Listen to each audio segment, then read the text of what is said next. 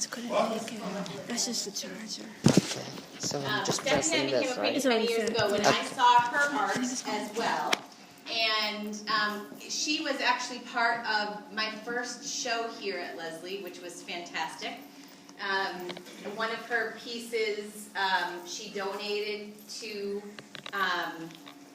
the show, and that show was to raise money for a partner organization that supported autistic individuals and their families. And so I was so thrilled to be able to connect with Stephanie, and then over the years we've gotten to connect on social media, and I have learned so much about her, and she is one of the brightest and wittiest friends I have on social media. No offense to anybody I'm connected to on social media, but I every day smile at our exchanges. I'm so thrilled to be able to welcome her here to talk about her art. And we're going to actually open with a project that my student Liza completed as part of our autism program, where she supported Stephanie talking about her art to create a video for her. So we're going to play that and then hear Stephanie read from some of her poems. So please join me in welcoming Stephanie Sachs.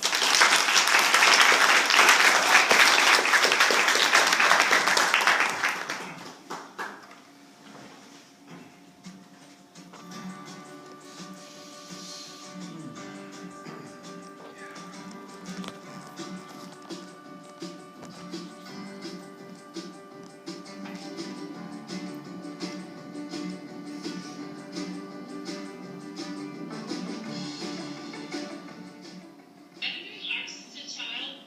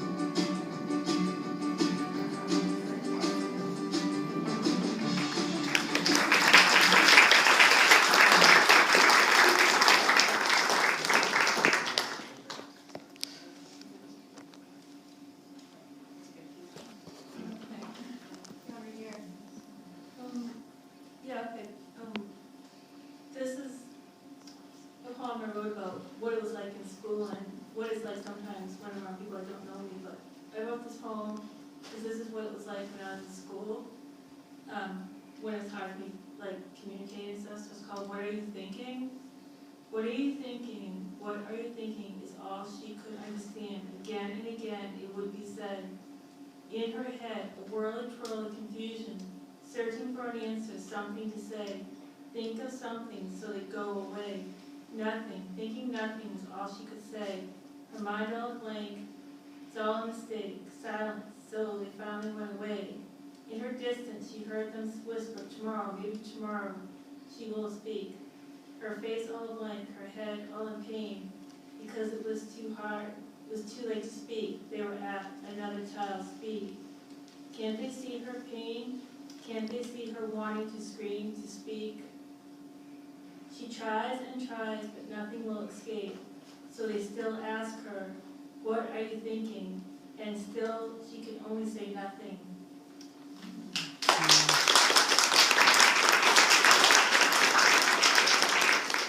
And this is some poem, it was for the documentary I did, and I'm hoping that if I get a book published with my poems and art, it's called Know Where You Are. It says, am I know where you are? Am I not here nor there? Not anywhere, trying to find my place out there. Am I invisible? Do people hear me? Am I know where you are? Do they know I exist? Trying to be who you really are, knowing people can't accept it.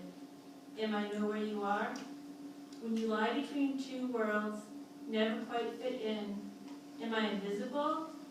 I've always been on the outside looking in. Am I know where you are?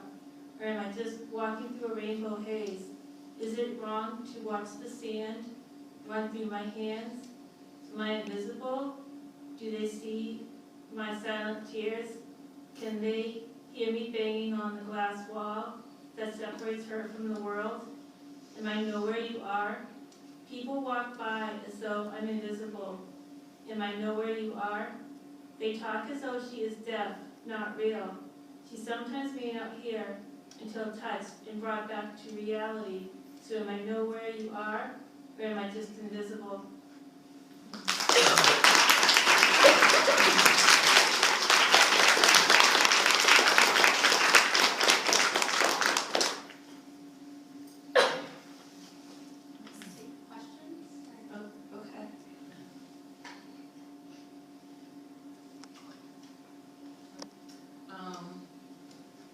In a lot of your art, you have a lot of music notes. Are you playing a specific song at that time that you put out in your artwork? I like to sing and dance. I was in children's theater when I was young, so I danced. And then I like to sing, and I keep my voice up by doing karaoke. And then me, my friend Jake, we go to camp together, and they do a play every year. And I usually get one of the lead parts, so to keep my voice up during the year, I like to go to karaoke and stuff. So I always like music, like R&B, 80s, hip hop, some old school rap stuff, like some 70s stuff like that. You know, from when I was like a little kid and stuff. But me and Jake, that's my friend Jake. We go to camp together. Shall we raise your hand, Jake?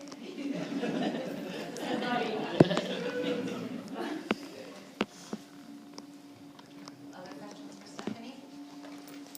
I have a question. Stephanie, how do you pick the colors that you use, bright colors? Yeah, I just, like, after I sketch out stuff that, like, after I sketch out the painting, the drawing, then I kind of just, after I sketch out the drawing, then I kind of just think about, like, what colors might look good. Because, like, when I did take art, you're supposed to paint the background first before you do, like you're supposed to paint the background first.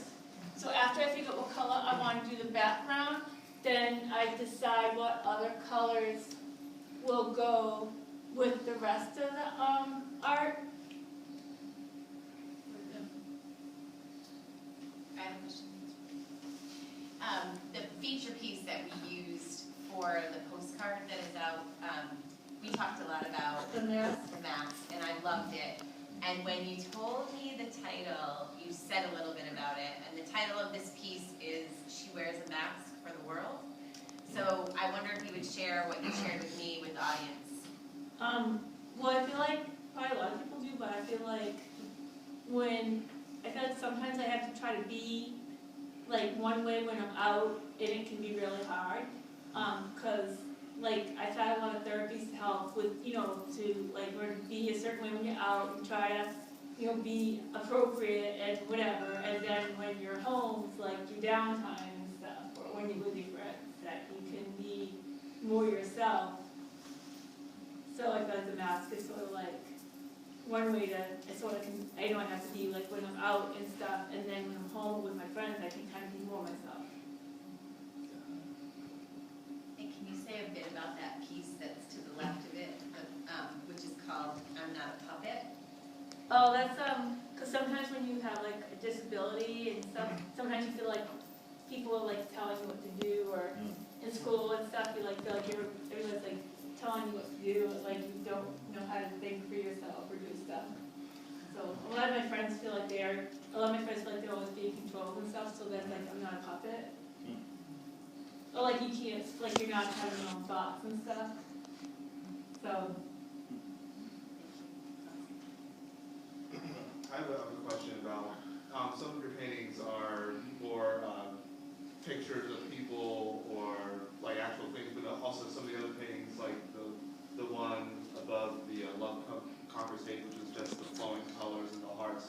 So what makes you decide between painting something that has some sort of real world imagery in it versus something that is completely abstract? I like a lot of abstract stuff, but like I try to draw people stuff too, cause like sometimes I'll just like be looking at pictures and I'll just see something, I guess, like means something to me or I can relate to, but I like to do like a lot of abstract-y stuff too.